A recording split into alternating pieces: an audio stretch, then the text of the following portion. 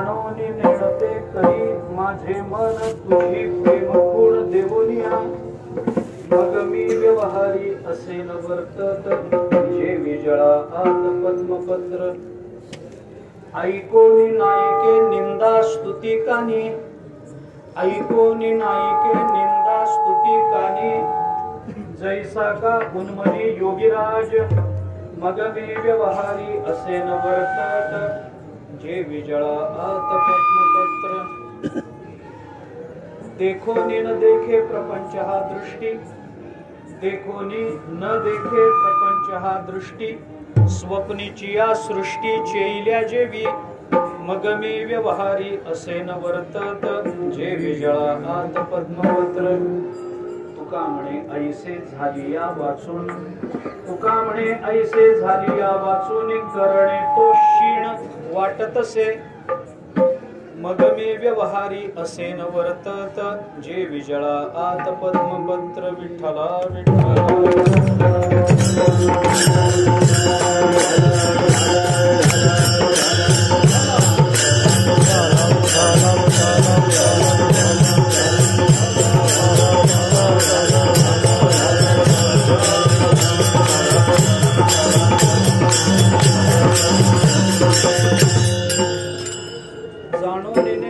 करी माझे मन तुझी प्रेम कोण देवोनिया मग मी व्यवहारी असे न वर्तत जे विजळा आत पद्मपत्र जगद्गुरु संत श्रेष्ठ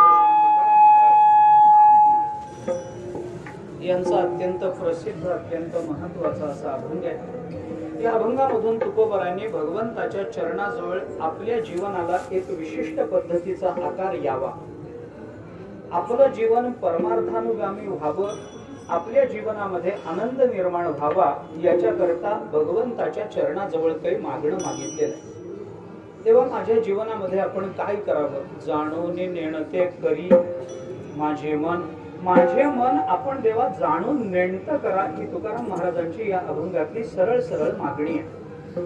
आणि या मागणीचा विचार करताना तुकोबाराने देवाला ही मागणी मला प्राप्त झाली, मी मागितलेलं मला मिळालं, तर त्याच्याने माझ्या जीवनामध्ये काय फरक पडेल याचा विचार नंतरच्या 3 चरणामध्ये मांडला।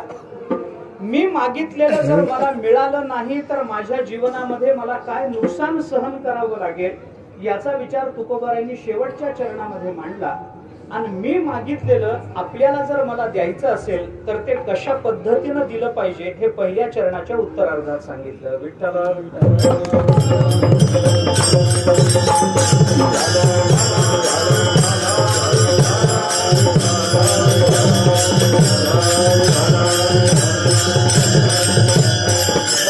तुकोबारांनी भगवंताच्या चरणाजवळ मागणं मागितलं, तेव्हा माझं मन जाणून नेणतं करा।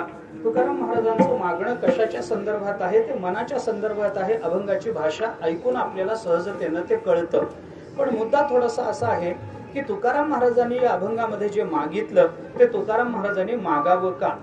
खरं म्हणजे तुकाराम महाराजांनी मागू नये, कारण आपलं मन दुसऱ्याच्या ताब्यात असतं का आपल्या ताब्यात असतं? माझ्या मनाला तुम्ही जाणून नेणतं करा असं जे तुकोबारांचं म्हणणं आहे। माझं मन माझ्या ताब्यात का तुमच्या ताब्यात? माझ्या मनाला जे वाटेल ते मी करेन का तुमच्या मनाला जे वाटेल ते मी करेन? माझ्या मनाला जे वाटेल ते मी करेन। अभंग कोणता घ्यायचा हे तुमचं मन ठरवल का माझं? कुणाचं मन ठरवल? माझंच ठरवल, माझंच मन ठरवल। अभंग सोडवायचा कसा तुम्ही ठरवाल का मी ठरवू? माझं मलाच ठरवावं लागेल। आणि मी जर अडकलो अभंग सोडवताना तर सोडायला कोण? माझा मीच। तुम्ही काही मदतीला येणार नाही। आपुली आपण करा सोडवण संसार बंधन तोडा वेगी ज्ञानोबा बोलूनच दाखवतात। आपलं मन आपल्याच ताब्यात असतं, दुसऱ्याच्या ताब्यात नसतं, दुसऱ्याच्या ताब्यात नाही। माझं मन माझ्या ताब्यात। तुकोबारायांनी हे मागणं देवाच्या चरणाजवळ मागावं काय? मला अजूनही थोडासा व्यापक विचार आपल्या समोर मांडता येईल। तुकोबारायांनी हेच काय कोणतं तरी मागणं मागावं काय? कोणतंही मागणं तुकोबारायांसारख्या महात्म्यांनी मागावं का? भिक्षा पात्र अवलंबिणे जळ जिणे लाजिरवाणे ऐसियासी नारायणे उपेक्षिजे सर्वथा म्हणून देवाला प्रार्थना करणारे तुकोबाराय जे दुसऱ्या समोर झोळी पसरणाऱ्याच्या जीवनाला काडी लागावी म्हणतात, ते तुकोबाराय मात्र स्वतः झोळी घेऊन देवाच्या चरणाजवळ जातात आणि देवा मला अमुक अमुक द्या म्हणून मागतात. मागावं काय तुकोबाराय? अरे मागणाऱ्याला जगात किंमत नसते, मागणाऱ्या माणसाला प्रतिष्ठा नसते, मागणाऱ्या माणसाला लोकमान्यता नसते. मागणारा माणूस समोरून येताना दिसला तर माणसं गल्ल्या बदलून निघून जातात. आपले अनुभव व्यवहारातले आपण पहा. जो नेहमी हात पसरतो, नेहमी हात पसरतो. बरं माणसाला तर थोडा अजून पुढे विचार केला तर तुकोबाराय तर संत आहेत ना, त्यांनी तर मागूच नाही महाराज.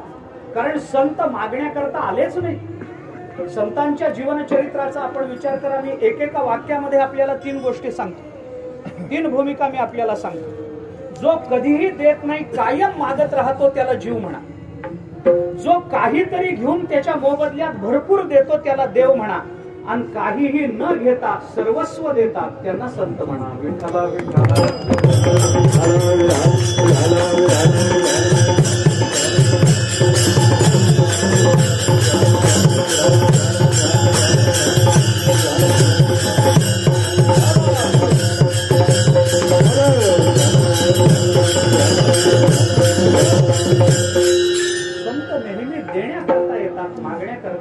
ज्ञानोबारायांची भाषा बघा आपण. 12वा अध्याय काढा. ज्ञानोबाराय पहिल्या ओवी मध्ये बोलतात, जय जय ओ शुद्धे उदारे प्रसिद्धे अनवरत आनंदे वर्षतीये. देवही उदार आहे, नाही असं नाही, पण देव उदार थोड्यासाठी फार देऊ जाणे मान्य आहे. देव उदार आहे, पण आधी थोडं काढून घेतो मग भरपूर देतो. सोन्याची नगरी देव देत नाही असं नाही, पण आधी मुठभर पोहे काढून घेतो. देवाला आधी काहीतरी द्यावं लागतं. म्हणून नामदेवराय म्हणतात, घेसी तेव्हा देसी ऐसा अससी. उदार देव उदार आहे मान्य आहे, पण संतांसारखा उदार नाही. संत उदार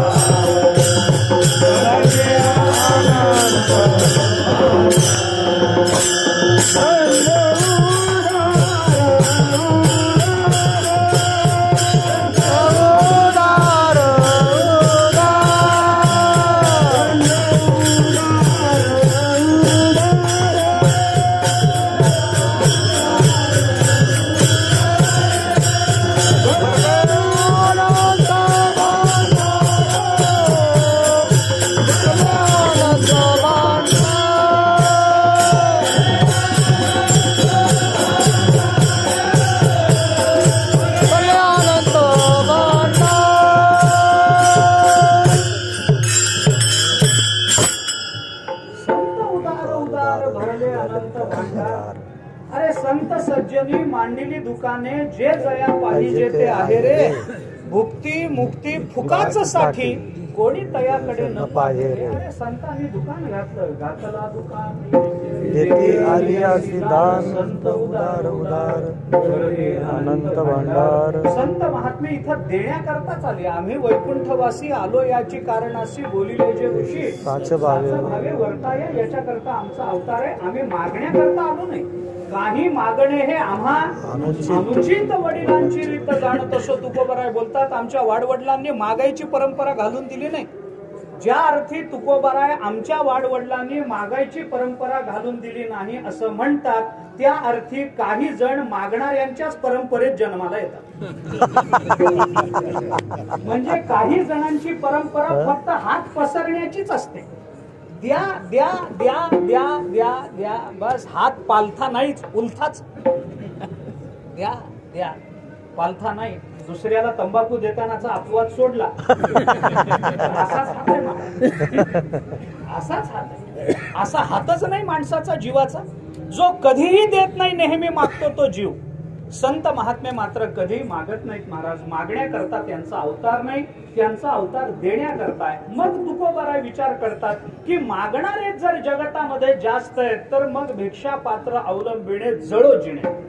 असं मागून लाजीरवाणच जगण्यापेक्षा त्यांच्या जीवनाला काडी लागावी. काय उपयोग आहे या लोकांचा? मागून जगतात, मागून मिळवतात. अरे स्वतःचं अन्न आपल्या कष्टाने मिळवायला काय अडचण आहे हो माणसात?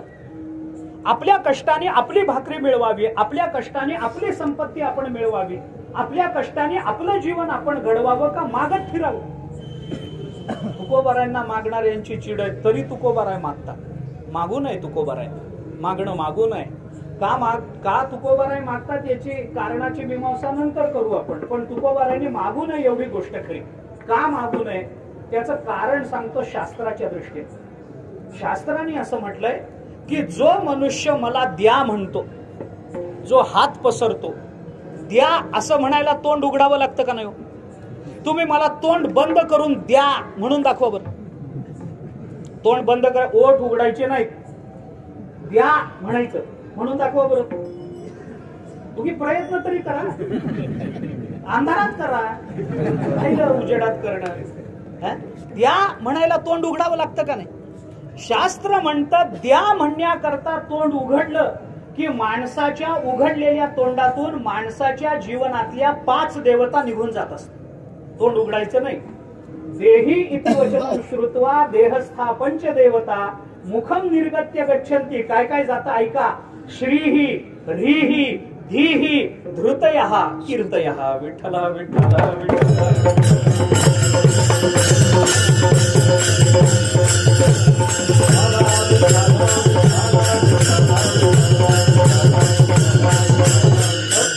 मला द्या असं म्हणण्याकरता माणसाने तोंड उघडलं. देही इति वचनम श्रुत्वा, मला द्या असं ऐकल्याबरोबर देहस्था पंचदेवता, देहात राहणाऱ्या 5 देवता मुखम निर्गत्य गच्छन्ति, उघडलेल्या तोंडातून बाहेर निघून जातात. कोण कोण जातं? श्री निघून जाते. मागे बोललो होतो मी आपल्याला. श्री निघून जाते. श्री म्हणजे संपत्ती. री म्हणजे लाज निघून जाते. धी म्हणजे बुद्धी निघून जाते. धृतयः म्हणजे धैर्य निघून जातं. आणि कीर्तयः म्हणजे त्याची कीर्ती निघून जाते. मग ज्याच्या जीवनातून लक्ष्मी गेली, ज्याच्या जीवनातून लाज गेली, ज्याच्या जीवनातून बुद्धी गेली, ज्याच्या जीवनातून धैर्य गेलं आणि ज्याच्या जीवनामधून कीर्ती गेली, असा माणूस फक्त जन्मानं माणूस आहे, नाहीतर गाढवातून त्याच्यात फरक नाही. विठ्ठला विठ्ठला.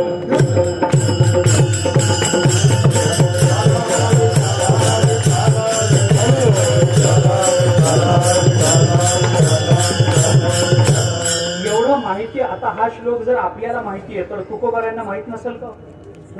हे जर आपल्याला कळतं कीर्तनामध्ये बोलायला तर तुकोबारायांना हे माहित नसेल? शास्त्र सगळं माहिती होतं तरी तुकोबाराय देवाच्या चरणाजवळ मागतात. का मागतात याचा विचार मी नंतर करीन. प्रस्तुत अभंगामध्ये तुकोबारायांचं मागणं मनाच्या संदर्भात आहे. तुकोबाराय आपल्या देवाला आपल्या मनाला जाणून नेणतं करण्याची मागणी करतात. अशी मागणी करताना तुकोबारायांनी अभंगाची जी रचना केली ती रचना मी आपल्याला सुरुवातीलाच सांगितली.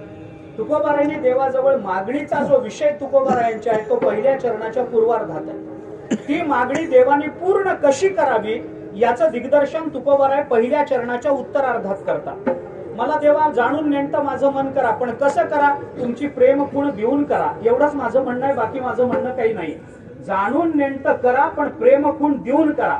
म्हणजे जाणून नेणतं करा आणि प्रेमखूण द्या अशा 2 स्वतंत्र मागण्या नाही. प्रेमखूण देणं आणि त्याच्याने मन जाणून नेणतं करणं ही तुकोबारायांची एकच मागणी या अभंगामध्ये आहे. म्हणून मला काय द्या हे तुकोबारायांनी अर्ध्या चरणात मागितलं. ते देताना कोणत्या पद्धतीनं द्या हे तुकोबारायांनी पहिल्या चरणाच्या उत्तरार्धात सांगितलं. आणि जर मी मागितलेलं तुम्ही मला दिलं तर माझ्या जीवनावर त्याचा अनुकूल परिणाम काय होणार आहे हे 3 चरणात तुकोबाराय बोलतात. आणि मी मागितलेलं तुम्ही दिलं नाही तर माझ्या जीवनावर प्रतिकूल परिणाम काय होणार आहे हे तुकोबाराय शेवटच्या चरणात सांगतात. विठ्ठला विठ्ठला.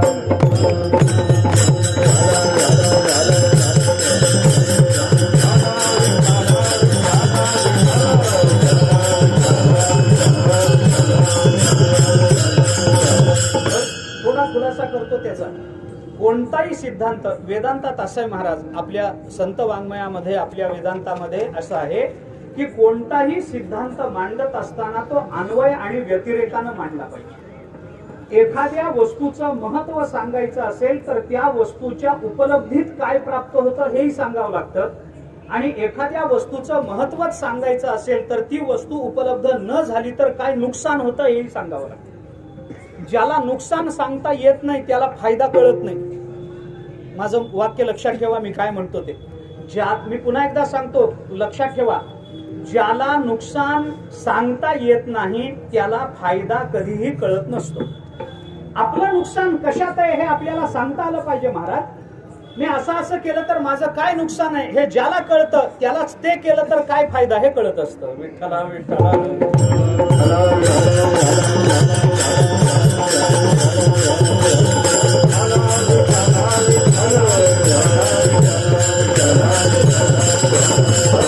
उदाहरण जर सांगायचं झालं तर नोकरी नाही केली तर उपाशी मरीन हे ज्याला कळतं तोच नोकरी करण्यातून पैसे मिळवू शकतो. विठ्ठला विठ्ठला.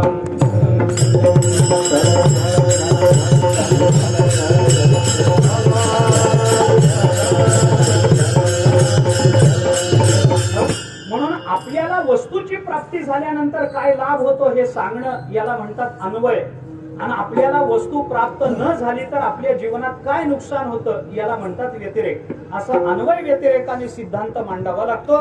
तो तुकोबराय प्रस्तुत अभंगामध्ये मांडतात. मला सिद्धांताच्या बद्दल आता जास्त बोलायचं नाही. अभंगाची रचना काय तुकोबरायांनी केली एवढंच मला सांगायचंय. थोडक्या शब्दामध्ये मी माझा विचार आपल्या समोर ठेवतो. कसा तो काय, त्याच्यानंतर तुकोबरायांनी काय लाभ एकदा सांगितला त्याच्याकडे नंतर येऊ. आता आकृतीबंध फक्त अभंगाचा पहा.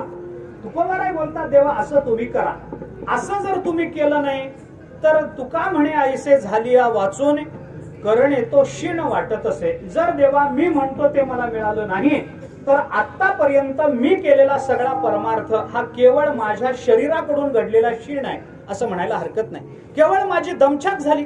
एवढा सगळा मी परमार्थ करत आलो, मी मागितलेला मला मिळत नसेल तर काय उपयोग आहे देवा? सगळा परमार्थ म्हणजे क्षीण आहे. नको, असा क्षीण माझ्या जीवनामध्ये होऊ देऊ नका. हे तुकोबरायांचं प्रस्तुत अभंगामधलं मागणं आहे. आता थोडस अभंगाकडे आपण वळा, अभंगाच्या मूळ भूमिकेकडे आपण वळा. मी थोडा त्याचाही खुलासा करतो आणि अभंगाच्या शब्दाकडे, अक्षरशः शब्दाकडे प्रवृत्त होतो. तुकोबराय देवाला सांगता, देवा जाणून नेणतं माझं मन करा. जर केलं नाही तर माझ्या जीवनामध्ये नुसता क्षीण निर्माण होईल. काय आहे, मानवी जीवनामध्ये काही गोष्टी माणसाला मिळवाव्याच लागतात. काही गोष्टी मिळाल्या तरी चालतात, नाही मिळाल्या तरी चालतात.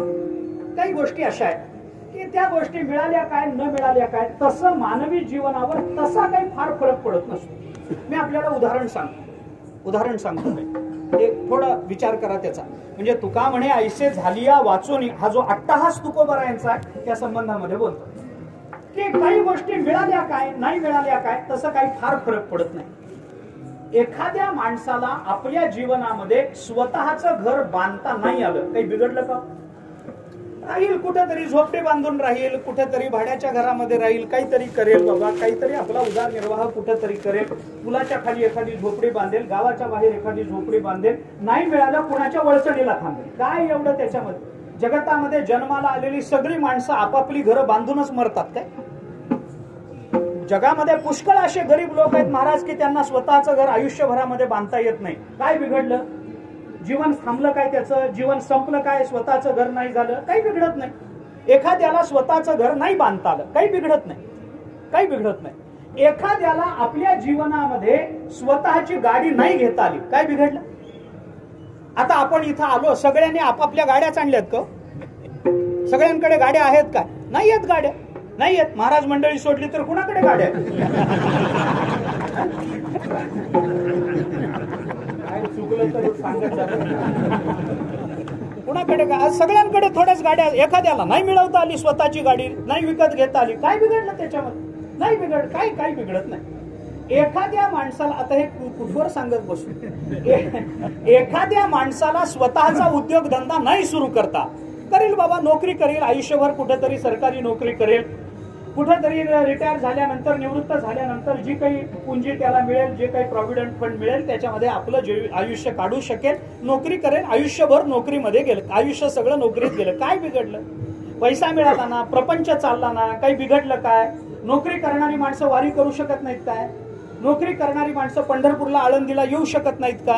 येऊ शकतात. काही उद्योगधंदा करणारेच इकडे येतात असं थोडंच आहे.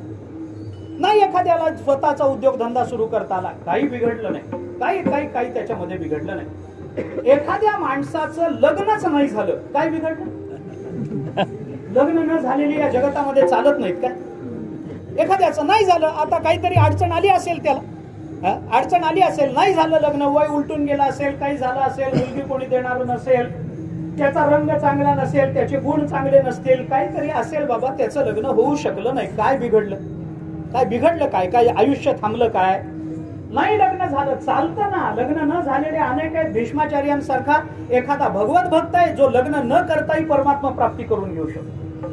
त्या लग्नानच देव मिळतो असा नियम असता तर मग काय बघायला पाहिजे होतं? किती जणांची नावं सांगू ज्यांना देव आधी मिळाला? देव आधी मिळाला असता अशी किती जणांची. नाही केलं एखाद्याने लग्न, बिघडलं काय? तर एखाद्याच्या जीवनामध्ये लग्न करूनही त्याला मुलगा नाही झाला, संतती नाही झाली, काय बिघडलं? काय बिघडलं? एखाद्याने लग्न केलं पण त्याला काही संतती झाली नाही, काय बिघडलं? काय आयुष्य बंद पडलं? झालेल्याने असे काय दिवे झालेत म्हणून लावलेत म्हणून न झालेल्याने वाईट वाटून घ्या. ज्यांना झाले त्यांनी असे काय दिवे लावलेत, काय असे पालथे पडलेत म्हणून बाकीच्यांनी न झालेल्याने वाईट वाटून घ्यावं? काही कारण नाही. नाही झालं काय बिघडलं? बरं, ज्यांना झाले त्या धृतराष्ट्राला विचारा व्हावं की होऊ नये. ज्यांना 100 झाली त्यांना विचारा ना की व्हावी का होऊ नये. धृतराष्ट्र काय म्हणेल? नाही व्हावीत म्हणेल का? तो कधीच म्हणणार नाही. नको बाबा, याच्यापेक्षा न झालेले परवडले. काय बिघडलं त्याच्यामध्ये? नाही झाली एखाद्याला संतती, नाही घेता आली एखाद्याला गाडी, नाही बांधता आला एखाद्याला बंगला. हे काही नाही केलं तरी चालू शकतं. काही नाही जमलं हरकत नाही, चाललं, जीवन चाललं, भाजी भाकरी बंद पडली नाही, कुणाचं आयुष्य बंद पडलं नाही. पण मी आता थोडं पुढचं बोलतो. काही गोष्टी अशा आहेत त्या जर नाही मिळाल्या तर आपलं जीवन चालत नाही. हे सगळं नाही मिळालं, जीवन चालतं. पण मी काही गोष्टी अशा सांगतो त्या जर आपल्याला नाही मिळाल्या आपलं जीवन चालू शकत नाही. उदाहरण सांगतो. आता तुम्ही सगळे कीर्तनाला बसता, सगळे माझ्याकडे बघतात, कीर्तन ऐकतात, मला याची पूर्ण जाणीव आहे. तुम्ही सगळे सश्रद्धा आहात, वारीला आलेले भाविक आहात, याच्याबद्दल माझ्या मनात काही दुमत नाही. आपण कीर्तन ऐकत आहात, काही नाही. माझी सगळ्यांच्या चरणावर मस्तक टेकवून एक प्रार्थना, एकच प्रार्थना मला कीर्तनाच्या आरंभी करायची. बाकी मला काही बोलायचं नाही जास्त. सगळ्यांच्या चरणावर डोकं टेकवून माझी प्रार्थना, एवढी प्रार्थना माझी ऐका. माझ्यावर एवढे उपकार कृपा करून आपण करा. मी काही जास्त मागत नाही आपल्याला, जास्त काही बोजड करत नाही. पण सर्व आपण जे काही भगवत भक्त माता भगिनी जे कोणी इथं बसलेले ऐकताय त्या सर्वांच्या पायावर, दोन्ही पायावर माझं डोकं टेकवून हात जोडून मी आपल्या सगळ्यांना प्रार्थना करतो. काही नाही, सोपी साधी प्रार्थना आहे. हे कीर्तन होईपर्यंत, आता काही एक तासभर आपल्या हातात उरला, हे कीर्तन होईपर्यंत तास दीड तासामध्ये कृपा करून कोणीही श्वासोश्वास करू नये. साधं मागणं आहे हो, मी काही फार बोलत नाही महाराज, साधं मागणं आहे माझं. 1 तास दीड तास माझी सगळ्यांना विनंती आहे, कृपा करून कोणी श्वासोश्वास करू नका. काही बिघडत नाही, नंतर आम्ही करतो ना सगळं. तुम्ही काय, आम्ही करतो ना. आणायचे टाळकरी आहेत, पखवाज आहे आपल्याकडे, सगळी व्यवस्था आहे आपल्याकडे, काही चिंता करू नका. एवढं माझं एक काम करा, 1 तास दीड तास कृपा करून कोणी श्वासोश्वास करू नका. चालेल का? चालत नाही. काही गोष्टी जीवनामध्ये नाही मिळाल्या हरकत नाही, माणसाचं जीवन चालू राहील. पण काही गोष्टी आपल्या जीवनामध्ये नाही मिळाल्या तर माणसाचं जीवन चालू शकत नाहीये. विठ्ठला विठ्ठला.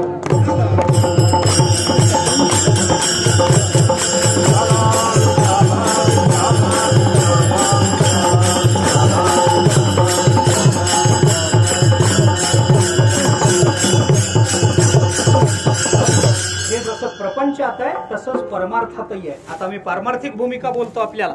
हे सगळं मी प्रपंचातलं बोललो आतापर्यंत, आता मी परमार्थातलं बोलतो. ऐका, परमार्थामध्ये सुद्धा माणसाला किंवा साधकाला काही गोष्टी मिळाल्या काय न मिळाल्या काय काही फरक पडत नाही महाराज. एखाद्याला ब्रह्मज्ञान झालं काय न झालं काय मला काही वाटत नाही त्याच.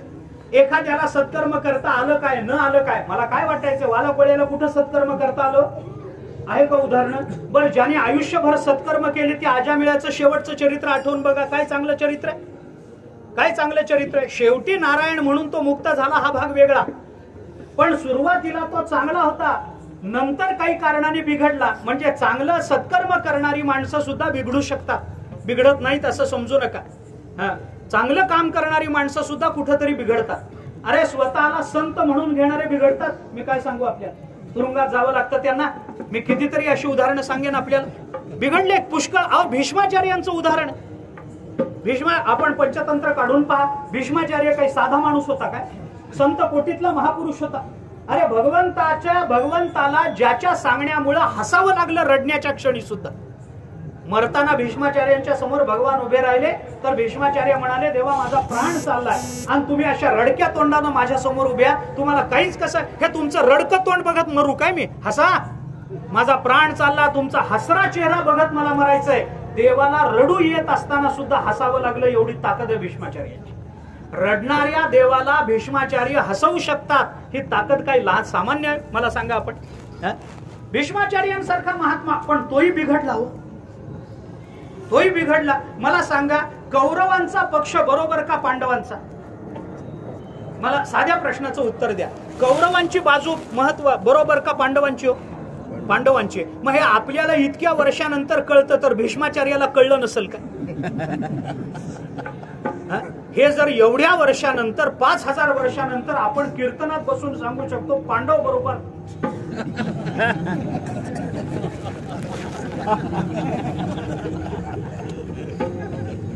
मग भीष्माचार्यांना कळलं नसेल काय? पण भीष्माचार्य सुद्धा बिघडले. काय सांगू मी तुम्हाला, पंचतंत्र वाचा आपण. उदाहरण दिलंय पंचतंत्राने, मी बोलून आलोय मागच्या कधी कुठल्या तरी कीर्तनात, मला आठवत नाही आता, परंतु मी पुन्हा सांगेन, मला सांगण्याबद्दल काही संकोच नाही. पंचतंत्राने त्याच्याकरता उदाहरण दिलंय, असंग संग दोषेण साधवो यांती विक्रियाम दुर्योधन प्रसंगेण भीष्म गोहरणे गता. पंचतंत्र बोलतं, नको त्या माणसाचा संग केला की माणसाला मरावं लागतं, माणसाचं अधःपतन होतं. कशा पद्धतीनं? दुर्योधन, तो भीष्माचार्य मोठे, भीष्माचार्य विद्वान, भीष्माचार्य भगवत भक्त, पण दुर्योधनाचा संग स्वीकारला आणि भीष्माचार्याला सुद्धा गायी चोरायला विराटाच्या घरी जावं लागलं. भीष्माचार्याने गायी चोरी करावी भीष्माचार्याने. महाभारत पहा आपण, भीष्माचार्यांसारख्या महापुरुषांनी चोरी करावी शोभतं का? शोभतं का मला सांगा? पंचतंत्राने कथा सांगितली, गंमत म्हणून सांगतो मी आपल्याला. पंचतंत्रात कथा आली, एका राजहंसाची आणि एका कावळ्याची मैत्री जमली. राजहंस आणि एक कावळा. आता राजहंस पांढरा शुभ्र आणि कावळा काळा कुळकुळीत. दोघांची मैत्री कशी जमली? जमली बाबा, पक्षी समानशील जाती एक, त्यामुळे पक्षी योनीत असल्यामुळे मैत्री जमली. एक रोज भेटायचे, गप्पा मारायचे. एके दिवशी तो कावळा आणि तो राजहंस एका दुपारच्या वेळेला एका झाडाच्या फांदीवर गप्पा मारत बसले. सहज आपलं दुपारची वेळ, भोजन वगैरे झालेलं, जेवण वगैरे झालेलं, त्या दोघांच्या एकमेकांबरोबर गप्पा चालू होत्या. तुम्हाला 7वा वेतन आयोग लागू झाला काय? आम्हाला अजून झाला, काहीतरी चाललं असेल त्यांचं, जे काही व्हायचंय ते चाललं असेल गप्पा.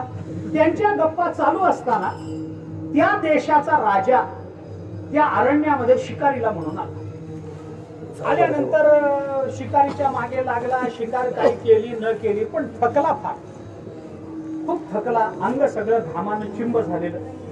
कुठंतरी विश्रांती घ्यावी, कुठंतरी झाडाखाली निवांत बसावं, या उद्देशानं झाड शोधत आला आणि नेमकं ज्या झाडाच्या फांदीवर हे दोघे जण गप्पा मारत बसले होते, त्या झाडाच्या खाली येऊन थांबला.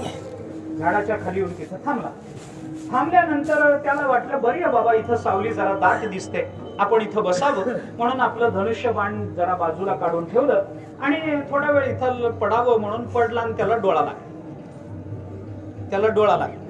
डोळा लागल्यानंतर आता बराच थकलाच होता. किती वेळ गेला झोपेमध्ये त्याला काही कळलं नाही. उन्हा अशी थोडी कळायला लागली, सूर्य अस्ताला जायला लागला आणि ते दोघे जण ज्या झाडाच्या फांदीवर बसले होते त्या फांदीमधून उन्हाची एक तिरीप राजाच्या डोळ्यावर पडायला लागली. राजाच्या डोळ्यावर ती उन्हाची तिरीप राजाची झोप चाळवली. राजा इकडेच्या अंगावरून तिकडे व्हायला लागला, पण ती झोप एकदा मोडली. काय असतं, त्या राजहंसाने ते बघितलं. राजहंस बिचारा सज्जन, त्यांनी बघितलं, अरे उन्हाची तिरीप राजाच्या डोळ्यावर पडते, राजाची झोप चाळवते आपण काहीतरी केलं पाहिजे, हा आपला राजा आहे. म्हणून त्या राजहंसाने काय केलं, तो ज्या झाडाच्या फांदीवर बसला होता तिथं आपले दोन्ही पंख पसरले आणि राजाच्या डोळ्यावर सावली तयार केली. पंख पसरल्यामुळं ऊन आडलं राजाच्या डोळ्यावर सावली. राजा निवांत झोपला. पुन्हा ज्या क्षणी राजहंसाने पंख पसरून राजाच्या डोळ्यावर सावली निर्माण केली, त्याच वेळेला त्याच्या शेजारी बसलेल्या कावळ्यानं बसल्या ठिकाणाहून राजाला गंध लावला. गंध लावलं कळतं का? कावळ्याने गंध लावलेलं कळतं ना. बसल्या ठिकाणाहून राजाला त्यांनी गंध लावला. अंगावर घाण टाकली. अंगावर घाण पडल्याबरोबर राजा उठला. अरे मी या देशाचा राजा, माझ्या अंगावर घाण टाकायचं धाडस कोणी केलं? म्हणून वर बघेपर्यंत कावळा उडून गेला. राजहंस पंख पसरून बसला होता. राजाला वाटलं या राजहंसानंच माझ्या अंगावर घाण टाकली असेल, म्हणून शेजारचं धनुष्य बाण उचलला आणि राजहंसाला मारून टाकले. माझा दृष्टांत संपला. राजहंस उपकार करणार आहे की नाही? उपकार करणार आहे. का मेला? कावळ्याचा संग केला म्हणून. असे कितीतरी कावळे आपल्या अवतीभोवती आहेत. विचार करा. असे कितीतरी कावळे आपल्या लगेच बाजूच्या माणसाकडे बघू नका. मला सांगायचं नाही, मी एकूण समाजात वावरताना असं म्हणतोय.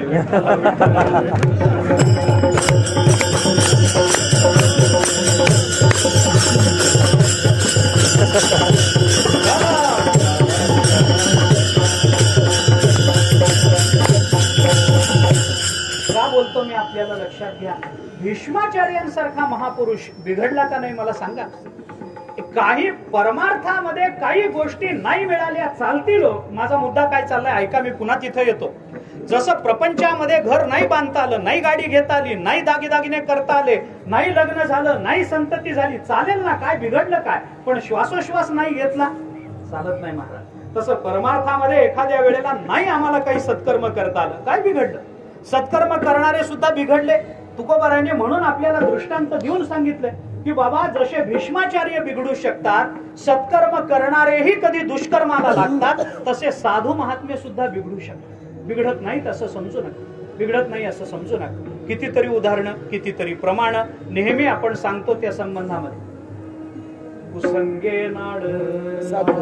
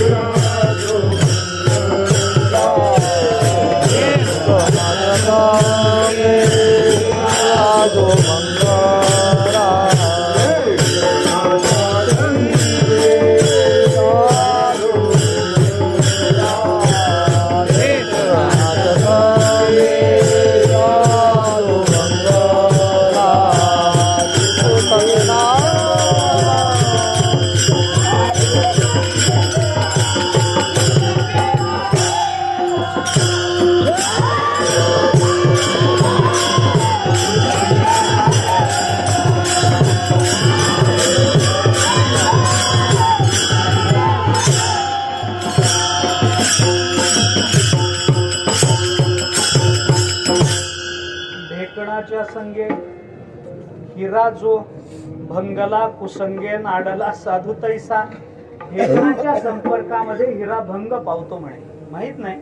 परंतु हिऱ्याच्या जाणकार असणाऱ्या एका माणसाने मला असं सांगितलं रत्नपारख्याने की ढेकणाच्या संपर्कात गेल्यानंतर हिरा भंगत नाही, असं मला जाणकारांनी सांगितलं. असं होत नाही. कारण आम्ही हे वाक्य ऐकून पुष्कळ वेळेला प्रयत्न केले, पण असं भंगत नाही. म्हणलं मग तुकोबारायांना माहित नाही असं तुम्हाला म्हणायचंय काय? तो म्हणाला तसं नाही महाराज, हे नेहमी हे सांगितलं जातं की ढेकणाच्या संपर्कात गेल्यानंतर हिरा भंगतो. तिथला हिरा भंगतो या शब्दाचा अर्थ कळाला नाही तुम्हाला. म्हणलं म्हणजे काय?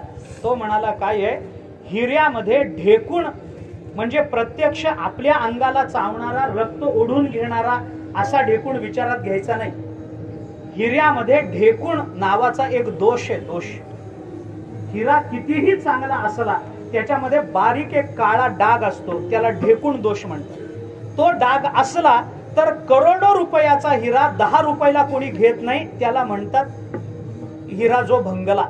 तो त्या हिऱ्याला किंमत नाही, तो हिरा टाकून दिला जातो, तो फेकून दिला जातो, त्याला किंमत राहत नाही. ढेकणाच्या संगे तसं जर असेल तर आपण प्रयोग करून बघा. काढा तुमचे हिरे, मी ढेकून देतो तुम्हाला, तुम्ही काढून बघा हिरे. नाही तर या निमित्तानं तरी सासूरवाडीकडून आलेले दागिने खरे का खोटे कळून काढा हिरे स्वतःच्या कपाटातले, बघा ढेकणाच्या संपर्कात ठेवून. तुकोबाराय खोटं बोलत नाही, पण तुकोबाराय ज्या सैद्धांतिक भूमिकेवरून बोलतात ती भूमिका लक्षात घ्या. तुकोबारायांचं म्हणणं काय, कुसंगे नाडला कोण हो. तुकोबारायांचे शब्द काय, कुसंगे नाडला साधू, माणूस नाही. माणूस तर नाड्यालाच काय नवल आहे त्याच्यामध्ये. साधू पुरुष जो सत्वृत्तीनं काम करतो त्यालाही बिघडायला वेळ लागत नाही. मग काय करायचं, एखाद्याला नाही सत्कर्म करता आलं, चालून गेलं. एखाद्याला ब्रह्मज्ञान नाही झालं, बिघडलं कुठं. ब्रह्मज्ञान न होता सुद्धा आपण परमात्मा स्वरूपाला प्राप्त झाल्याची उदाहरण सांगतो मी तुम्हाला. ब्रह्मज्ञान झालं नाही, पुतण्याला ब्रह्मज्ञान होतं काय, पुतण्याला ब्रह्मज्ञान होतं काय, नव्हतं. पुतना सत्कर्म करायला आली होती काय, स्तनामध्ये विष भरून देवाला मारायला आली होती. सत्कर्म आहे का, सत्कर्म करायला आली नव्हती. बर, तिला काही ब्रह्मज्ञान होतं काय. पुतना म्हणजे अविद्या, अविद्या आहे. अविद्या म्हणजे काय, ब्रह्मज्ञान झालं काय, अरे झाला विरोध त्याचा. मग पुतनेजवळ ब्रह्मज्ञान नव्हतं, पुतना सत्कर्म करायला आली नव्हती, तरी पुतनेला भगवंतानी स्वतःच्या स्वरूपाला प्राप्त करून घेतलं का नाही मला सांग. नाही ब्रह्मज्ञान एखाद्याला, बिघडलं काय, काय बिघडलं, काही बिघडलं नाही. नाही एखाद्याला सत्कर्म करता आलं, काय बिघडलं, काही बिघडलं नाही. काही बिघडलं, काही त्याची चिंता करण्याचं आपल्याला कारण नाही. आली पुतना, भगवंतानी तिला स्वतःच्या स्वरूपाला प्राप्त करून घेतलं. ज्ञानोबारांनी चिंतन केलं, तू आज सनकादिकाचे निमाने सायुज्य सहसू गेला पुतने, जे विषाचे निस्तनपाने मारू आले. देवा तुझे औदार्य जाणो स्वतंत्र, देताना म्हणसी पात्रा पात्र, कैवल्य आईसे पवित्र ते वैर्याही दिधले. ज्ञानोबाराय चिंतन करतात अर्जुनाच्या मुखातून. तेव्हा तुझं काही मला कळतच नाही औदार्य. अरे वैर्यांना कोणी मोक्ष देतं काय. मारायला आलेल्या बाईला भगवंताने मोक्ष दिला. कोणता मोक्ष, सनकादिकांना जो मोक्ष दिला तो. काय देवाचा औदार्य असेल विचार करा. देवाने काय ब्रह्मज्ञान बघितलं काय त्यावेळेला, देवाने काय तिचं सत्कर्म दुष्कर्म बघितलं काय. अरे मारायला आली पण देवाने मोक्ष दिला, देवाने मोक्ष दिला. ब्रह्मज्ञान नाही पण देवाने मोक्ष दिला. म्हणजे ब्रह्मज्ञान नसलं तरी चालतं, सत्कर्म नसलं तरी चालतं. एखाद्याची कुंडलिनी नाही जागी झाली, काय बिघडलं, काय. आता इथं बसलेल्याच्या सगळ्यांच्या कुंडलिन्या जाग्याच आहेत काय, कुंडलिन्या बहुवचन. इथं बसलेल्यांची सगळ्यांची कुंडलिनी जागी आहे का. अहो कीर्तनात 2 तासात साधी जागृती असली तरी पुष्कळ झाली. कुंडलिनीची जागृती उगे साधे 2 तास डोळे उघडून बसला तरी पुष्कळ झालं. कोणाची कुंडलिनी जागी झाली सांगा ना. इथं नसलं तरी बिघडलं काय, बिघडलं काय. परमार्थ बंद पडला का, ज्ञानबा तुकाराम तोंडातलं राहिलं काय, रामकृष्ण हरी बंद पडलं काय, कुंडलिनी जागी नाही झाली म्हणजे काय बिघडलं काय. ब्रह्मज्ञान नाही आम्हाला, रामकृष्ण हरी बंद पडलं काय आमचं, आमच्याकडून नाही सत्कर्म घडलं, रामकृष्ण हरी बंद पडलं काय, बंद पडत नाही महाराज.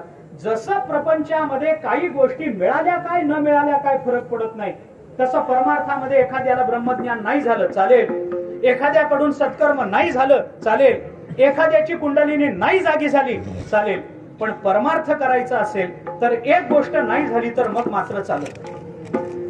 जसं बाकी काही नसलं तरी श्वासोश्वास बंद करणं हे जसं चालत नाही, तसं परमार्थामध्ये बाकी काही नाही मिळालं तरी चालतं, परंतु प्रेम मिळालं नाही तर परमार्थ चालत नाही. विठ्ठला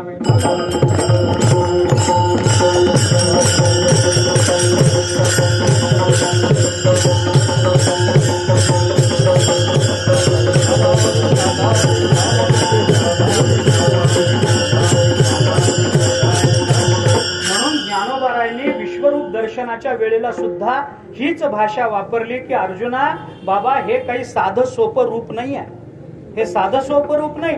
सुदुर्दर्शमिदम रूपम दृष्टवानसी यन्मम देवाप्यस्य रूपस्य नित्यम दर्शन कांक्षिणा. याच्यावर भाष्य करताना ज्ञानोबारांनी अर्जुनाला सांगितलं, बाबा अर्जुना तुवा प्रेम ठेवून यावे विश्वरूपी. प्रेम ठेवल्याशिवाय विश्वरूप दिसणार नाही. प्रेम नसेल परमार्थ चालणार नाही महाराज. प्रेम अंतःकरणामध्ये सगळ्या संतांची भाषा आपण प्रेम सुख देई, प्रेम सुख देई.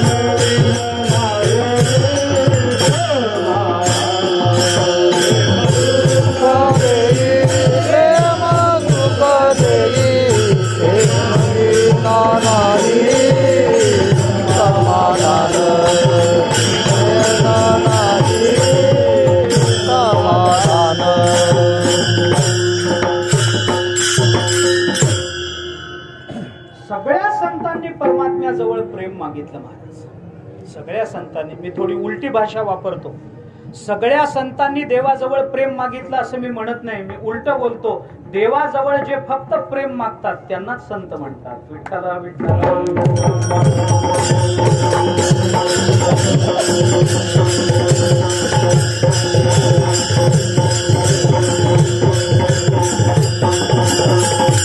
कितीतरी प्रमाण मी आपल्याला देईन. प्रेमाशिवाय या जगतामध्ये चालत नाही महाराज.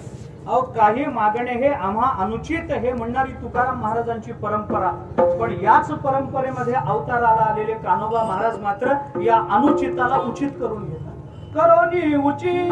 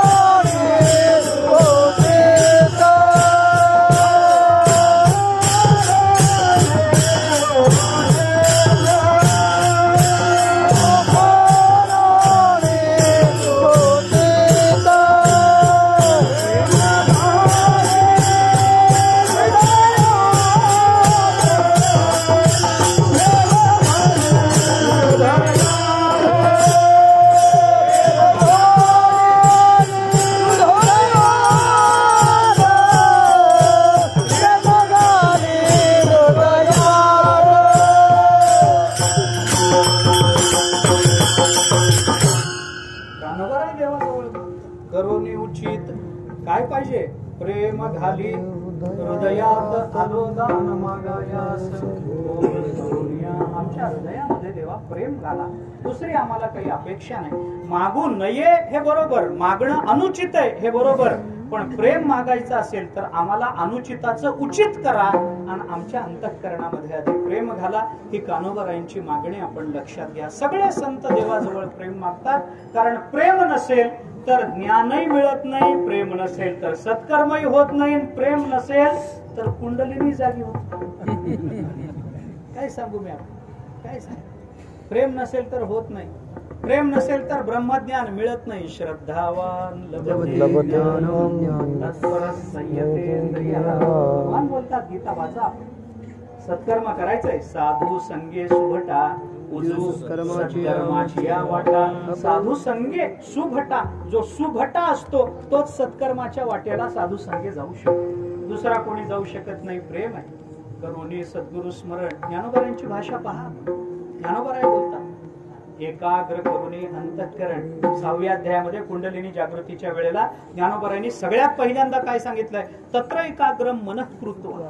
तत्र मन एकाग्रम कृत्वा असं जे भगवान बोलतात. मग त्या मनाला एकाग्र करायचं कसं? ज्ञानोबा म्हणतात काही करू नका, अंतःकरणामध्ये फक्त प्रेमानं सद्गुरूंचं स्मरण करा, तुमचं मन एकाग्र होईल. विठ्ठला विठ्ठला.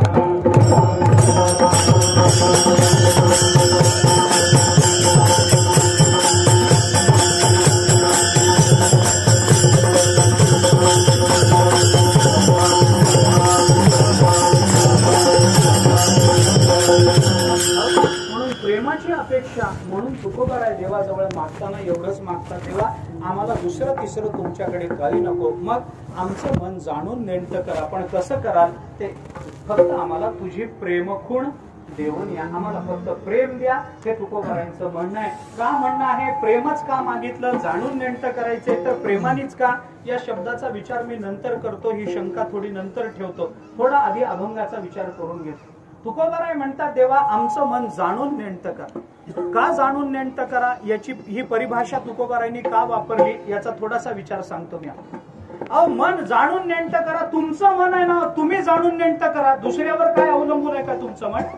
आमचं मन दुसऱ्यावर अवलंबून नाही हे जरी खरं असलं तरी आमचं मन आमच्या ताब्यात नाही हेही तेवढंच खरं आहे ना. कुणाचं मन इथं ताब्यात आहे मला सांगा? हात वर करून कोणी सांगावं मला माझं मन ताब्यात आहे म्हणून? कुणी सांगावं? मी एवढं सांगतोय आपल्याला, इथं बसलेल्यांपैकी कुणी मला सांगावं माझं मन ताब्यात आहे? एवढं सांगूनही आपण म्हणत नाही, याचाच अर्थ आपलं मन ताब्यात नाही. कुणाचं मन ताब्यात आहे? कुणाचंही मन ताब्यात नाही. भले भले गेले महाराज याच्यामध्ये वाहत गेले. काय सांगू मी आपल्याला? कितीतरी प्रमाण देईन मी. आपलं मन आपल्या ताब्यात नाही. का नाही? चंचलम ही मनोकृष्ण प्रमाथी बलवदृढ. गीता बोलते, अर्जुन बोलतो, देवा मन अत्यंत चंचल, अत्यंत चंचल. याला किती आवरण्याचा प्रयत्न केला तरी हे मन मला आवरता येत नाही. परी हे अनावर तुकोबाराय बोलतात, याला जेवढा आवरायचा प्रयत्न करावा तेवढं हे मन अधिकाधिक चंचल होऊन जातं, अधिकाधिक चंचल. मला या मनाची आता या मनाला कोणकोणत्या पद्धतीनं मला काही उपाययोजना करावी लागली तरी माझं मन माझ्या ताब्यात राहत नाही. हे बोलणारे स्वतः तुकोबाराय. स्वतः तू काय काय करीतो या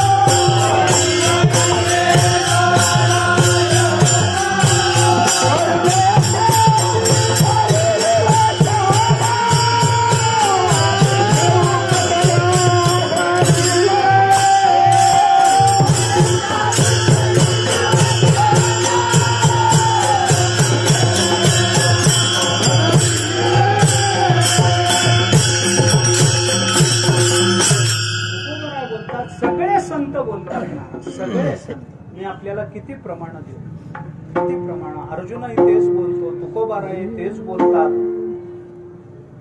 गंमत सांगतो. अर्जुन म्हणतो चंचलम ही मनोकृष्ण. देवा मन फार चंचल आहे, अति चंचल. ज्ञानोबरांनी या श्लोकावर भाष्य करताना चंचल असा शब्द कुठंच काढला नाही, कुठंच नाही. ज्ञानोबरांनी चंचल शब्दातून अजून एक भाव काढून अर्जुनाला सांगितलं, यया मनाचा कीर चपळची स्वभाव. अर्जुन म्हणतो चंचल, ज्ञानोबराय म्हणतात चपळ, आणि तुकोबाराय म्हणतात चंचल आणि चपळ. फरक आहे. मनामध्ये काय, मनाची काय काय वैगुण्य काढली आहेत बघा. आता त्याची मीमांसा करत नाही, पण थोडं सांगतो. अर्जुन म्हणतो देवा माझं मन चंचल आहे, आणि ज्ञानोबराय म्हणतात देवा हे चपळ. चंचलत्व हा दोष आहे, चापल्य हा गुण आहे. ज्ञानोबरायांना कुणातच दोष दिसत नाही, म्हणून मनाचाही गुणच बघितला. कधीच ज्ञानोबराय दुसऱ्याचा दोष बघणार नाही, कधीच नाही. ज्ञानोबा अर्जुन म्हणतो देवा मन चंचलता असणं हा दोष आहे. माणसाने चंचल असावं का चपळ असावं? चंचल असावं का चपळ असावं? चंचल असू नये. चंचल वेगळं, चपळ वेगळं. एका वाक्यात सांगू अर्थ, चंचल आणि चपळ मधला फरक सांगू एका वाक्यात. हातात घेतलेलं काम अर्धवट टाकून दुसऱ्या कामाकडे धावणं याला चंचल म्हणतात, आणि हातात घेतलेलं काम लवकर पूर्ण करून दुसऱ्या कामाकडे जाणं याला चपळ म्हणतात. विठ्ठला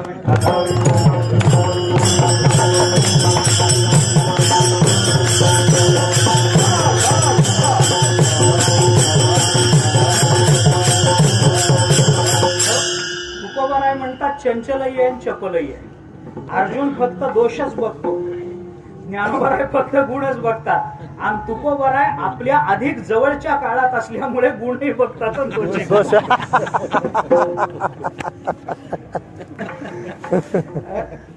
तुकोबराय म्हणतात बहुत चंचल चपळ जाता येता. तुकोबराय बोलतात अरे हे मन चंचलही आहे चपलही आहे. चपळ म्हणजे हातात घेतलेलं काम करून लवकर दुसऱ्या कामाकडे जाणं याला चपल.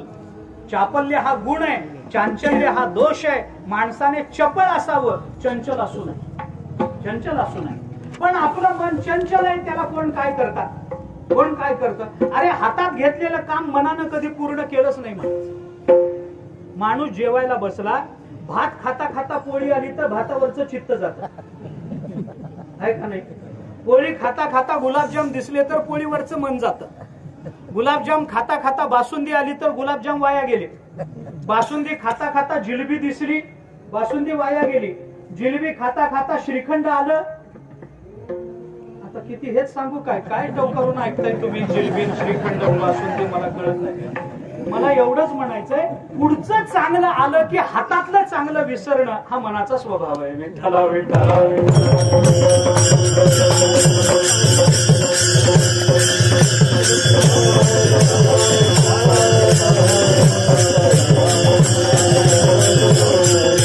पण गंमत याच्या पुढे तुकोबाराय देवाला प्रार्थना करतात, काय काय करीतो या मना परी नाईके. नारायणाला प्रार्थना केली, परमात्म्याला प्रार्थना केली. नारायणा देवा माझं मन ऐकत नाही बरं माझं. ज्या देवाला तुकोबाराय मन ऐकत नाही म्हणून तक्रार करतात, तोच देव रामायणामध्ये म्हणतोय तुमचंच काय माझंही मन माझं ऐकत. तुमच्या मनाचं काय कौतुक आहे? आपण बघा रामचंद्र प्रभू काय म्हणतात. रामचंद्र प्रभू म्हणतात तुम्ही मला काय सांगता, माझं मन माझ्या ताब्यात नाही. योग वसिष्ठामध्ये प्रसंग आहे. रामचंद्र प्रभूंना राज्याभिषेक करायचा म्हणून दशरथाने बोलवलं. रामचंद्र प्रभू येऊन बसले. दशरथ राजे बसलेले, विश्वामित्र, वसिष्ठ महामुनी सगळे असे सिंहासनावर बसलेले. रामचंद्र प्रभू अत्यंत नम्र हात जोडून आले, कमरेतून वाकून सगळ्यांना चरणावर मस्तक घेऊन नमस्कार केला. आणि माझं सिंहासन कुठे आहे म्हणून विचारलं नाही, त्यांच्या पायाजवळ बसले. एक आसन टाकलं आणि पायाजवळ बसले. आसनावर माणसाने जमिनीवर बसू नये, धर्मशास्त्राचे नियम आहे. माणसाने जमिनीवर आपल्या शरीराचा कोणता भाग जमिनीला लागावा लागू नये याचे नियम आहेत. नेहमी आसनावर बसावं, उघड्या जमिनीवर बसू नये. म्हणून आपल्याला प्लास्टिक दिलं. सोहळ्यामध्ये प्लास्टिक कशा करतात? खाली बसू नका, ते टाकून त्याच्यावर बसा. स्त्रियांनी साष्टांग नमस्कार स्त्रियांची छाती लागू नये जमिनीला, असा नियम आहे. कुठल्या मग रामचंद्र प्रभू असे खाली आसनावर बसले, हात जोडले आणि अतिशय नम्र होऊन खालच्या मानेने विचारले. अतिशय नम्र रामचंद्र प्रभू, खालच्या माने नम्र असेल तर काय होतं, हा भाग वेगळा. रामचंद्र प्रभूंचं सगळं जीवन आपण पहा, केवळ नम्रतेनं त्यांना सगळं मिळालंय. केवळ नम्रता एवढा एक गुण. नम्र झाला भूता तेने कोंडिले अनंता. नम्र झाले सगळं. माणसाने नम्र व्हावं, नम्री होऊ नये. असं आहे, नम्र व्हा, अवश्य नम्र व्हावं, नम्री होऊ नये. नम्री झालं की सगळं अवघड, नम्र झालं की सगळं ताब्यात. रामचंद्र प्रभूने हात जोडले, खाली मान घातली आणि आपल्या वडिलांना असं विचारलं की मला कशा करता आपण बोलवलं, कशा करता, मला काय काम आहे माझ्याकडे आपलं, कशा करता आपण तिघांनी मला बोलवलं. त्यावेळेला दशरथ राजाने रामचंद्र प्रभूंना सांगितलं, रामा उद्या तुझा अभिषेक करावा असं आमच्या मनात आहे. मी म्हणलं उद्या सकाळी करा, उद्या सकाळी तू अभिषेक होऊ द्या असं मी म्हटलं, तर उद्या सकाळी तुझा अभिषेक आम्ही राज्याभिषेक करणार आहोत हे तुला सांगण्याकरता बोलवलंय. तुझं काय मत आहे? रामचंद्र प्रभू हात जोडून खाली मान घालून वडिलांना म्हणाले, माझा राज्याभिषेक करू नका. का करू नका याचं कारण सांगताना रामचंद्र प्रभू म्हणाले, मम चित्त महारण्ये व्यामोह तिमिरा कुले शून्य तांडविने जाता वृतम आशा पिशाची. रामचंद्र प्रभू म्हणाले, माझ्या चित्तरूपी महाअरण्यामध्ये आशा नावाची राक्षसी येऊन बसली, त्याच्यामुळे माझं मन माझ्या ताब्यात नाही, मला राज्याभिषेक करू नका. कोण म्हणाल? रामचंद्र प्रभू. मग रामाचं मन त्याच्या ताब्यात नाही तर तुमची माझी काय कथा? दर्या में खसखस. कुठं वाहत जाऊ काही पत्ता आहे? दर्या में खसखस कळतं का तुम्हाला? दर्या में खसखस माहितीये का नाही? सांगतो ऐका. बरं झालं भेटला. दर्या में खसखस काय झालं? एका माणसाने रुपयाची खसखस घेतली. खसखस कळते का? खसखस काय तुमच्याकडे काय म्हणतात? खसखस. परवा अधिक मासात नाही का अनरशावर लावली, आता कळलं. ती खसखस महाग असते. रुपयाची किती मिळायची महाराज? 4-5 दाणे. 4-5 दाणे एवढे मिळाले. रुपयाची खसखस घेतली, पुडीमध्ये बांधली कागदाच्या. ती पुडी अशी खिशामध्ये ठेवली आणि घराकडे निघाला. जाता जाता समुद्राच्या काठावर राहत होता. जाता जाता समुद्र दिसला. संध्याकाळ झाली होती. त्याला वाटलं चला जाता जाता समुद्राला वंदन करून मग घरी जावं, म्हणून समुद्रामध्ये गेला. वंदना करता म्हणून पाणी उचलून डोळ्याला लावावं म्हणून वाकला, तर वरच्या खिशात ठेवलेली खसखसीची पुडी समुद्रात पडली. खसखसीची पुडी समुद्रात पडली. समुद्रात पडल्यावर मग काही त्याला कळलंच नाही, काही कळलं नाही. दुसऱ्या गेला घरी गेल्यावर बायकोने विचारलं, खसखस आणली का? तोंडला आणली ना. हे काय म्हणून बघतो तर कुठे ती समुद्रात पडली. रात्र झालेली. आता बायको म्हणाली, तुम्ही असेच वेंदळे. एक खसखस आणायला सांगितली तर इतकी खसखस त्याच्याकरता. एक खसखसीची पुडी आणायला सांगितली रुपयाची तर तो म्हणला, अगं बहुतेक समुद्रात पडली असेल. ते म्हणली, पडले म्हणजे काय झालं? आता मी काय करू? तो म्हणला, ठीक आहे मी बघतो. दुसऱ्या दिवशी सकाळी लवकर उठला, समुद्रावर गेला. आपण काल जिथं वाकलो होतो तिथं जाऊन शोधायला लागला, माझी खसखस कुठे? समुद्रात. खसखस केवढी, समुद्र केवढा, त्या समुद्रात शोधायला लागला, माझी खसखस. तिकडून एक माणूस आला. त्याने विचारलं, काय हुडकतो? तो म्हणला, काल रात्री माझी खसखसीची पुडी इथं समुद्रात पडली, ती शोधतोय. तो म्हणला, मूर्खा, माझे 17 उंट 15 दिवस झाले या समुद्रात गायब आहे, तुझी खसखस मिळालो. अरे मोठ्याचं मोठं गेलं महाराज. रामचंद्र प्रभूचं मन ताब्यात नाही, तुमची माझी काय कथा आहे? काय आपलं मन ताब्यात राहील? अहो, एक वचनी, एक बाणी, एक पत्नी व्रत धारण करून रामचंद्र प्रभूंचं मन ताब्यात नाही. आपण एक वचनी नाही, एक बाणी नाही, पुढचं बोलायचं कारण नाही. काय मन ताब्यात राहील मला सांगा ना. मन जरी आपलं असलं तरी त्या मनावर आपली सत्ता चालत नाही महाराज. आणि जेव्हा आपल्या हातातून सगळा व्यवहार जातो त्यावेळेला देवाला शरण जाण्या वाचून दुसरा कोणताही पर्याय साधकाच्या हातात नसतो. विठ्ठल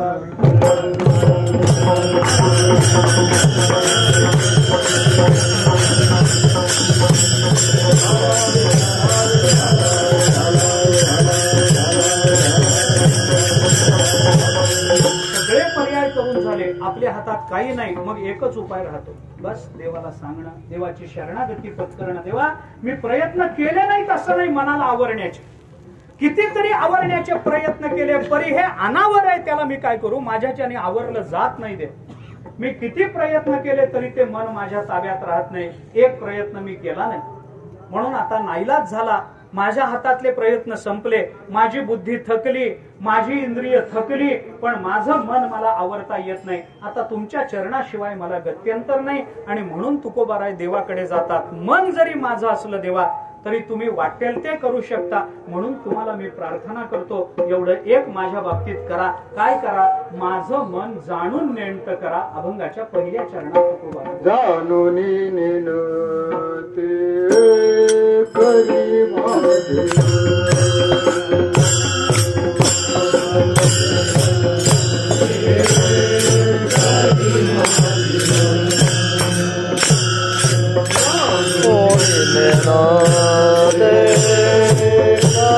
माझे मन जाणून नेते करी माझे मन तुझी प्रेम पूर्णा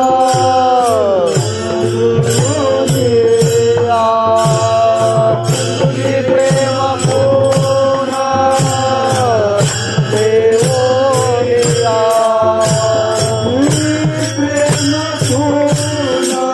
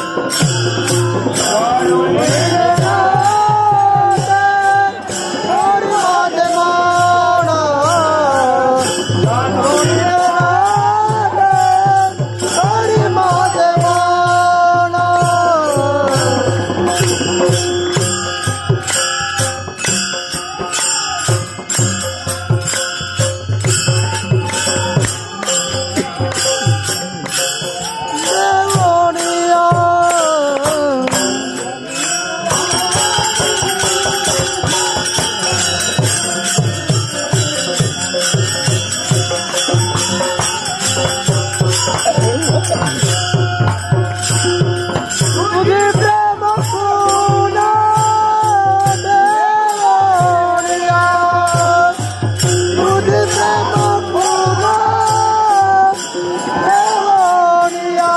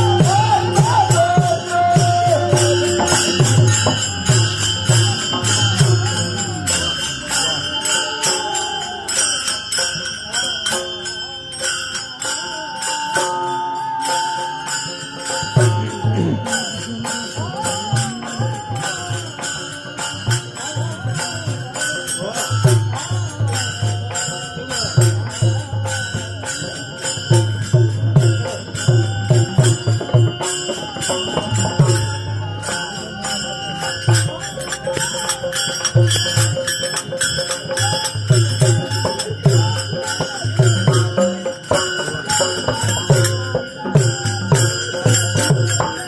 कुठे खायली व्यक्ती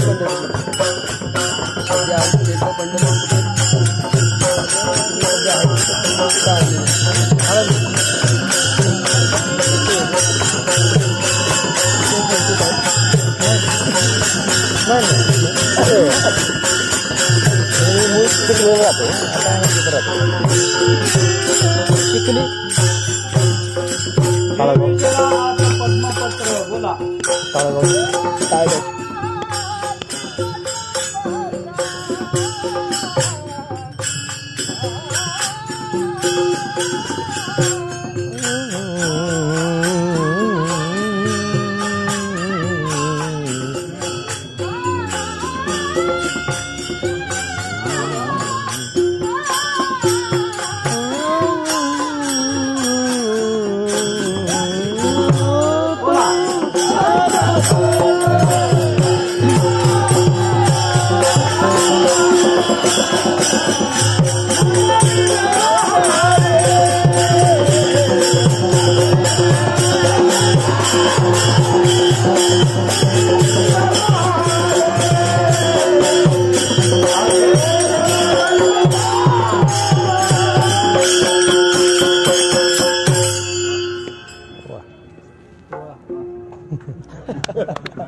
फडाचं वैभव आहे. माईक नाही समोर, स्वर चुकत नाही, काही नाही. इतकं उंच म्हणायचं या वयामध्ये खरोखर नामदेव बुवा आपलं फडाचं वैभव एवढं उंच म्हणणं सोपं आहे.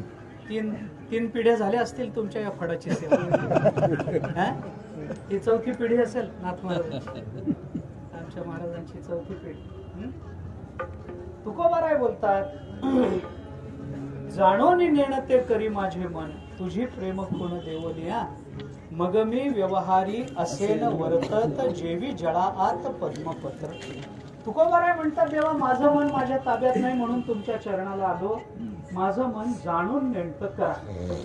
तुकोबारायांना हे म्हणता आलं असतं की देवा माझं मन शांत करा. शांत करा म्हटलं असतं तर भागलं असतं का नाही? तुकोबारायांनी शांत करायची प्रार्थना केली नाही.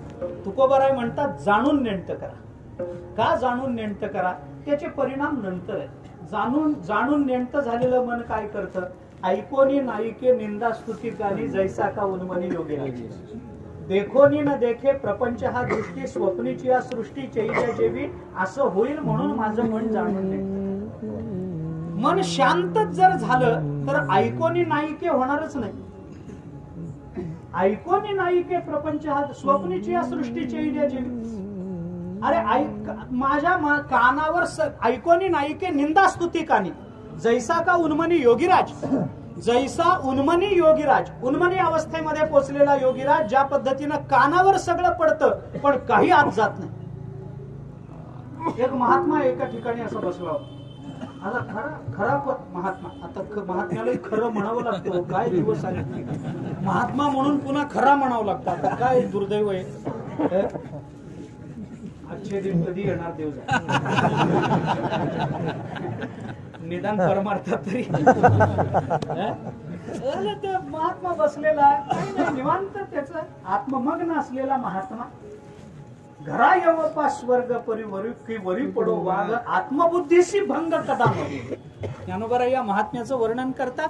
घरात स्वर्ग आला काय ना अंगावर वाघ पडला काय, त्याच्या आत्मबुद्धीला भंग नाही कधी. निवांत बसलेला तन्मय झालेला महात्मा, निवांत झाडाखाली बसलेला. पहाटेची वेळ, काही बायका पाणी भरायला म्हणून निघालेल्या, पाणी भरून येताना त्या महात्म्याकडे लक्ष गेलं आणि बायकांना वाटलं पहाटे पहाटे असा महात्मा जर आपल्याला मिळाला दर्शन घेतलं पाहिजे का नाही. म्हणून बायकांनी आपल्या भरलेल्या घागरी खाली काढून ठेवल्या, खाली ठेवल्या, त्याच्या जवळ गेल्या, त्याला नमस्कार केला. भाग्य आपलं असा महात्मा सकाळी सकाळी भेटला. किती दिवस आज चांगला जाईल आपला. आपापसामध्ये चर्चा करत बायका निघून गेल्या. काही लोक होते ते पहाटे काकडा करून घरी निघालेले, काकडा वगैरे काही जागर करून घरी झोपलेले. काकड्याला देवळाकडे निघाले. पहाटेची वेळ, काकड्याला निघालेले. त्यांनी बघितलं महात्मा समोर आहे. ते म्हणाले देवाचा काकडा तर होईलच, पण अनायसे संत महात्मा समोर दिसतो, म्हणून ते सगळे टाळकरी उभे राहिले. त्याने एक गोड अभंग संत परतिथं म्हटला आणि त्या महात्म्याचं दर्शन घेऊन ते लोक काकड्याला निघून गेले. काही अजून लोक आले, त्यांनी जाता जाता बघितलं महात्मा आहे. कोणी त्यांच्या समोर केळी ठेवतो, कोणी सफरचंद, कोणी 2 पैसे ठेवतो, त्यांना नमस्कार करतो. काय आमचं भाग्य, महात्मा भेटला, महात्मा भेटला, महात्मा भेटला, असं काही त्यांचं आपापसामध्ये बोलणं चालू. काही चोर रात्रभर चोरी करून घराकडे निघाले, कुठंतरी चोरी करून. हा महात्मा निवांत भगव्या कपड्यामध्ये बसलेला, निवांत बसलेला. त्या चोरांनी सुद्धा त्या महात्म्याकडे पाहिलं आणि त्या महात्म्याकडे बघून ते चोर आपापसात चर्चा करायला लागले. रात्री कुठंतरी डल्ला मारलाय आणि पोलिसांनी पकडू नये म्हणून ह्या वेश घेऊन जे धन चोरलंय ते खाली पुरून त्याच्यावरच साधू होऊन बसलाय. काय दिवस आले, चोर म्हणायला लागले. काय दिवस आले, बहुतेक चोरांनाच आलेल्या दिवसाची खंत वाटते. चोरच म्हणू शकतात दुसरा चोर आहे म्हणून. आता काय करू, जाऊ दे, आपला विषय नाही. आपल्याला उकिरड्यात हात घालायचा नाही. मुद्दा काय, ते चोरांनी बघितलं, अरे कुठेतरी डल्ला मारलाय, पोलिसांनी पकडू नये म्हणून द्रव्य खाली पुरून त्याच्यावर साधूचं रूप घेऊन बसलाय. काय आहे, असं कुठं असतं काय. चोर त्याला चोर म्हणून पुढे निघून गेले. काही लोक रात्रभर जुगार खेळून घराकडे निघाले. रात्रभर जुगार खेळलेला, कोणी जिंकलेलं, कोणी हारलेलं, घराकडे निघालेले. त्याने त्या साधूला बघितलं आणि ते जुगार खेळलेले लोक म्हणायला लागले, बहुतेक सगळं हारलेला दिसतं, म्हणून भगवे कपडे घालून साधू झाला. बहुतेक याला काही ओपनला मिळालेलं दिसत नाही, सगळं याचा क्लोजलाच गेला असं कुठं. अरे सगळं बहुतेक हारला असेल जुगारामध्ये, म्हणून सगळा कफल्लक झाला, साधूचा वेश घेऊन बसला. काही लोक रात्रभर दारू पिऊन आपल्या घराकडे पहाटे पहाटे निघाले, रात्रभर दारू पिऊन. तेही लोक तिथंच आलेले त्या साधूकडे बघितलं आणि बघितल्यावर त्या दारुड्याने आपापसात चर्चा केली, चढावी तर अशी, नाही तर माणसाने पिऊ नये. अरे काय चढली बघा, हलत नाही, डोलत नाही, निवांत बसून राहिला, चढावी तर अशी चढावी, नाही तर माणसाने हातातच घेऊ नये. एक माणूस तिथं उभा होता, तो हे सगळं बघत होता. बायका आल्या, साधू म्हणून पाया पडून गेल्या. काकडा करणारे वारकरी आले, त्याच्यासमोर अभंग म्हणून त्याची स्तुती करून गेले. कोणी त्याच्यासमोर दक्षिणा ठेवतं, केळी ठेवतात, महात्मा म्हणून पाया पडतात. कोणी त्याला चोर म्हणतं, कोणी जुगारी म्हणतं, कोणी दारुडा म्हणतं. हे सगळं त्यांनी ऐकलं आणि थोड्या वेळाने तो साधू समोर उभा राहिला आणि साधूला म्हणाला, महात्मन, लोक आपके बारे में कैसी कैसी बातें करते हैं. अरे लोक आपल्याबद्दल काय काय बोलतात आपण ऐकलं. कोणी तुम्हाला जुवारी म्हणतं, कोणी तुम्हाला दारुडा म्हणतं, कोणी तुम्हाला चोर म्हणतं, कोणी तुम्हाला महात्मा म्हणतं. लोक आपके बारे में कैसी कैसी बातें करते हैं, आपको कुछ लगता नहीं, तुम्हाला काही याचं सुख दुःख नाही. लोक आपके बारे में कैसी कैसी बातें करते हैं. तो महात्मा म्हणाला, अरे बेटा, वो बातें जिस खिड़की से हवा अंदर आती है वो खिड़की बंद होकर 12 साल हो गए. जिस खिड़की से वो हवा अंदर, देखो आपके बारे में लोग कैसी कैसी बातें, हवा कैसी चल रही है महात्मा आपके बारे में. तो म्हणाला, जिस खिड़की से वो हवा अंदर आती है वो खिड़की बंद होकर 12 साल हो गए. ऐकोनी नाईके निंदा स्तुती कानी, जैसा का उन्मनी योगीराज. तुकोबराय म्हणतात, देवा, जर माझं मन जाणून नेमतं झालं तर मी योगीराजासारखा होईल. देखोनी न देखे प्रपंच हा दृष्टी, स्वप्नीची या सृष्टीची येईल्या जेवी, असा जागृत अवस्थेवर पोचलेल्या महात्म्यासारखा मी होईल. म्हणून माझी एकच विनंती आहे, जाणवणे नेणते करी माझे मन. माझं मन जाणून नेणतं करा, ही तुकोबरायांची भाषा आहे. थोडक्या शब्दामध्ये मी हा विषय संपवतो. मग जाणून नेणतं करा का, कारण जाणून नेणतं झाल्याशिवाय हे होणार नाही म्हणून. मग जाणून नेणतं होणं म्हणजे काय, याचा विचार थोडासा आपण करा. जगामध्ये 4 प्रकारचे लोक आहेत. काही जाणून जाणतेत, काही नेणून नेणतेत, काही नेणून जाणतेत आणि काही जाणून नेणतेत. ऐका, एक विकल्प मांडतो फक्त एकेका वाक्यामध्ये. जो जाणून, एक वाक्यामध्ये बोलतो बरं का, याचा विस्तार करत नाही, समजून घ्या आपण. जो जाणून जाणताय त्याचा जगाला उपयोग नाही. जो नेणून नेणताय तो माणूस म्हणण्याच्या लायकीचा नाही. जो नेणून जाणताय त्याचा जगाला तापच आहे. आणि जो जाणून नेणताय तोच फक्त संत महात्मा आहे. विठ्ठला विठ्ठला विठ्ठला.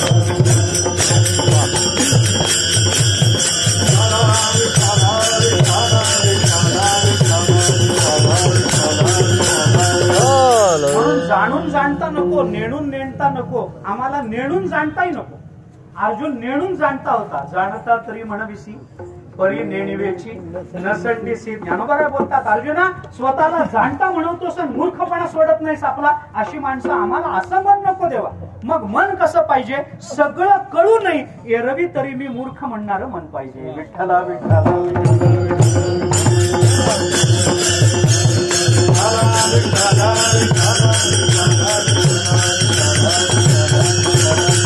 त्याला जाणून नेणतं म्हणतात. मग असं जाणून नेणतं कसं होईल? कधी होता येईल? जाणून नेणतं, अरे मनाला जाणीव झाली, जाणतं झालं. जाणूनही पुन्हा नेणतं व्हायचं असेल तर कसं होईल? आहे जाणतं पण व्हायचंय नेणतं, कसं होईल? कसं होईल? थोरपण पराची सांडीजे, व्युत्पत्ती अगवीच विसरीजे, जगात धाकुटे होईजे तरी जवळीक माझी. ज्ञानोबा बोलतात. आपण वाचा 13वा अध्याय, सगळीच ज्ञानेश्वरी वाचा. मी का बोलतो आपल्याला लक्षात घ्या. नेणून जाणून नेणतं कसं होईल? तुकोबाराय विचार करता, जाणतं झाल्यावर पुन्हा मागे होऊन नेणतं होता येत नसतं. जो जाणता झाला, जाणता झाला, यद्गत्वा न निवर्तन्ते तद्धाम परमम मम. एकदा जाणता झाला, जाणता झाला, जाणून नेणतं कसं होईल?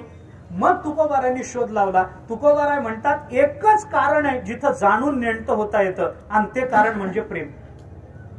प्रेमामध्येच फक्त जाणून नेणतं होता येतं, नाहीतर नाही महाराज. प्रेमच असं आहे की जे जाणत्याला जाणतं ठेवत नाही, नेणत्याला नेणतं ठेवत. मोठ्याला मोठं राहू देत नाही, लहानाला लहान राहू देत नाही, त्याचं नाव प्रेम आहे. म्हणून तुकोबारायांनी जाणून नेणतं करायचे, तेव्हा इतर मार्गाने होणार नाही. तुझी प्रेम कोण देवोनिया. कारण नेणता असणारा जाणता होतो आणि जाणता असणारा नेणता होतो, तो फक्त फक्त फक्त प्रेमाने होतो, दुसरं माध्यम नाही. उदाहरण सांगतो मी आपल्याला. आहे जाणता पण तो होतो नेणता, आणि आहे नेणता तो होतो जाणता. ज्ञानोबारायांनी अर्जुनाने भगवंताशी केलेला संवाद 18व्या अध्यायातला आपण पहा. वास्तविक अर्जुन नेणताय, पण भगवान जाणते असूनही त्याच्या अवस्थेला येऊन त्याला समजावून सांगतात. काय कारण? अर्जुनावरचं प्रेम. प्रेमच माणसाला प्रेम, जे मोठ्याला मोठं राहू देत नाही, लहानाला लहान राहू देत नाही, त्याला प्रेम म्हणतात. मी आपल्याला सोपं बोलतो, दृष्टांत सांगतोय. ते काय झालं महाराज, आमच्याकडे एक कलेक्टर होते. कलेक्टर, प्रेमाची गंमत सांगतो. एक कलेक्टर होते आमच्याकडे, आमच्या जिल्ह्यामध्ये. भलता कडक माणूस, अति कडक, अति कडक. थोड्या थोड्या चुका झाल्या तरी वाटेल ते बोलायचा. आलेला अर्ज फाडून टाकायचा, तो फॉर्म फाडून टाकायचा, अंगावर धावून जायचा, शिव्या द्यायचा. एवढी अक्कल नाही तुम्हाला? साधा फॉर्म भरता येत नाही, नीट अक्षरामध्ये लिहिता. थोडक्या चुकांना रागवायचा, चिडायचा, भांडायचा. त्याच्या समोर जायचं म्हणजे लोकाला नको वाटायचं. लोक म्हणायचे आमचं काम नाही झालं तरी चालेल, पण याच्या समोर नको. भलता तापट, भलता रागीट. आमचा काही परिचय होता पूर्वीपासून. एके दिवशी मला तिथं कीर्तनाला जाण्याचा प्रसंग आला. त्याला कुणी पत्रिका दिली, देव जाण. कीर्तनाला समोर येऊन बसले. सगळं कीर्तन वगैरे झालं. झाल्यानंतर त्याने मला विचारलं, महाराज काय कार्यक्रम आहे? म्हटलं काय नाही, आता सकाळी मी निघणार आहे, अमक्या अमक्या गावाला जायचंय. ते म्हणाले काही नाही, माझी एक विनंती आहे, तुम्ही ज्या गावाला जाणार आहात त्या गावचा रस्ता माझ्या घरासमोरूनच पुढे जातो.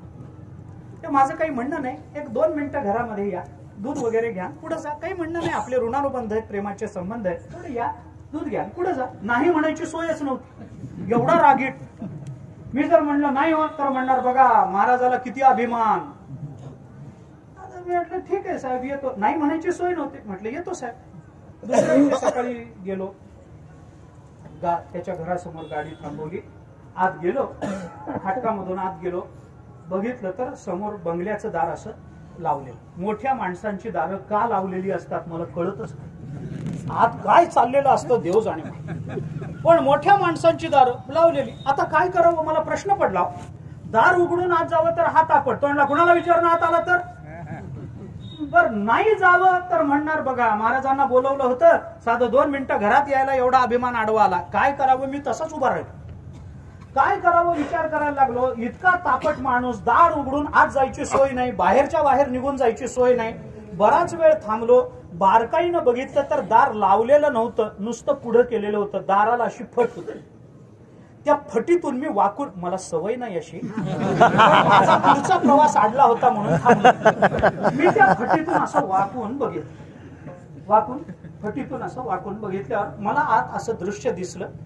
तो जो कलेक्टर होता कलेक्टर, तो 4 पायाचा घोडा झाला होता आणि त्याचा 4 वर्षाचा नातू त्याच्या पाठीवर बसून त्याच्याच खिशाचं पेन काढून त्याला हाईक हाईक हाईक करणं चालू होतं. हा घोडा झालेला सगळे त्या बैठकीमध्ये असे गोल फिरत होते. मी तसंच उभा राहिलो, मला काय करावं हेच कळे ना. मी तसंच उभा राहिलो. फिरता फिरता त्यांनाच दिसलं बाहेर कोणीतरी उभं आहे, पांढरे कपडे. अरे आपण महाराजांना बोलवलं होतं. पटकन नातवाला खाली उतरवलं, दरवाजा उघडला. ते म्हणले या या या महाराज, कधी आलात? मी म्हटलं तुमच्या नातवानी पहिल्यांदा हाईक केलं तेव्हापासून आलो नाही, काही कुठं जायचं कारण इथंच उभा. ते म्हणले बघितलं का? म्हणलं का सोडू, का सोडू? जिल्ह्याचा कलेक्टर घोडा झालेला कुणी बघितलाय? मी बघितलाय. म्हणलं का सोडू? माझा दृष्टांत संपला. मला बोलायचंय काय की कलेक्टर एवढा मोठा असून 4 पायाचा घोडा होतो आणि 4 वर्षाचा अज्ञानी कार्ट काही अधिकार नसताना त्याच्या पाठीवर बसतं. काय कारण? प्रेम. एवढंच कारण आहे. प्रेम ही अशी गोष्ट आहे महाराज, जी मोठ्याला मोठं राहू देत नाही आणि लहानाला लहान राहू देत नाही. म्हणून जाणतं जर नेणतं व्हायचं असेल तर प्रेमाशिवाय दुसरा मार्ग नाही. म्हणून तुकोबाराय देवाला प्रार्थना करतात, जाणून नेणते करी माझे मन. काय करू, कसं करू तुकोबाराय? काही करू नका देवा, एकच करा, तुझी प्रेम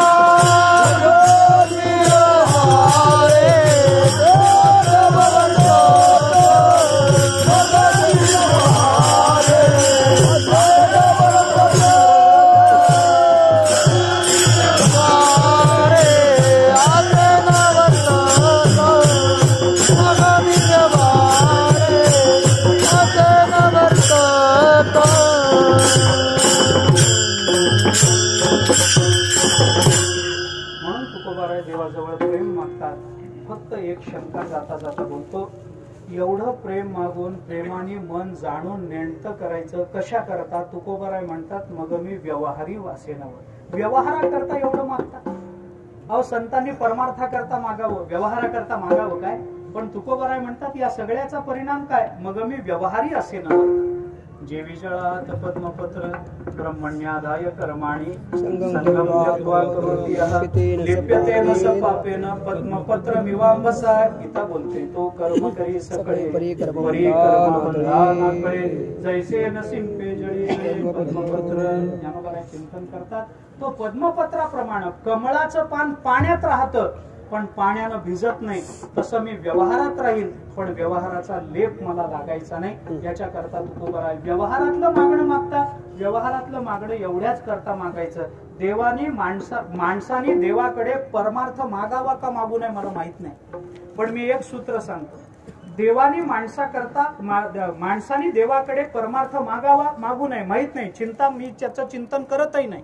मला एवढंच म्हणायचंय, माणसाने देवाकडे प्रपंचच मागावा पण असा मागावा का वेगळा परमार्थ करायचं कारण राहू एवढंच मागावं. देवा मला एवढंच द्या, माझा प्रपंच इतका उत्तम द्या, मला वेगळा परमार्थ करण्याचं कारण राहू नये. ते तुकोबराय बोलतात, मग मी व्यवहारी असे न वर्त जेवी जळात पद्मपत ज्ञानोबा माऊली.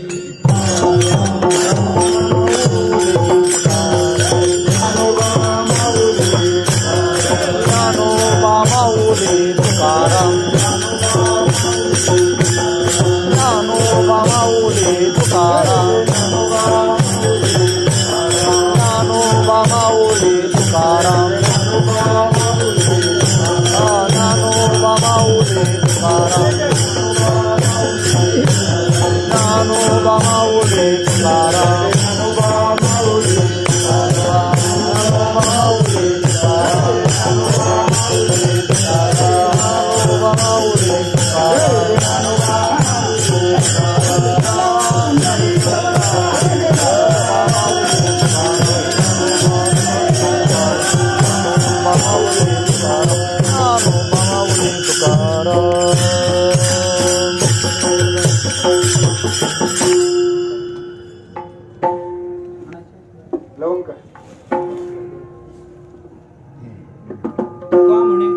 तुका म्हणे आईसे झालिया वाचून.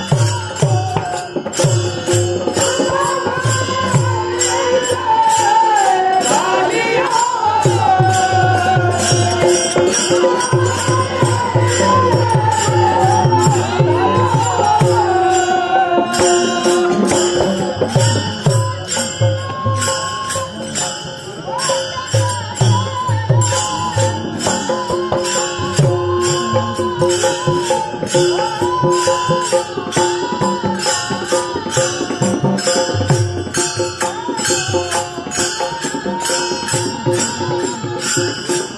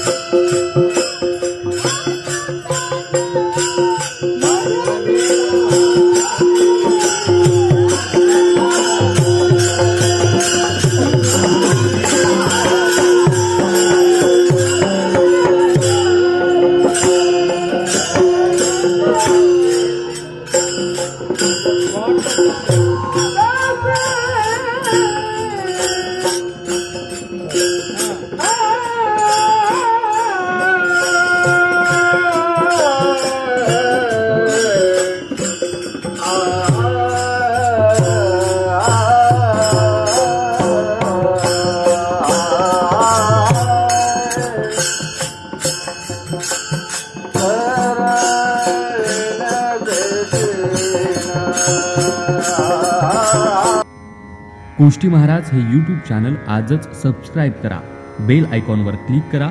शुद्ध सांप्रदायिक चाली, कीर्तनं, प्रवचनं, कथा, पारायणं असे वारकरी संप्रदायाशी संबंधित व्हिडिओ पहा.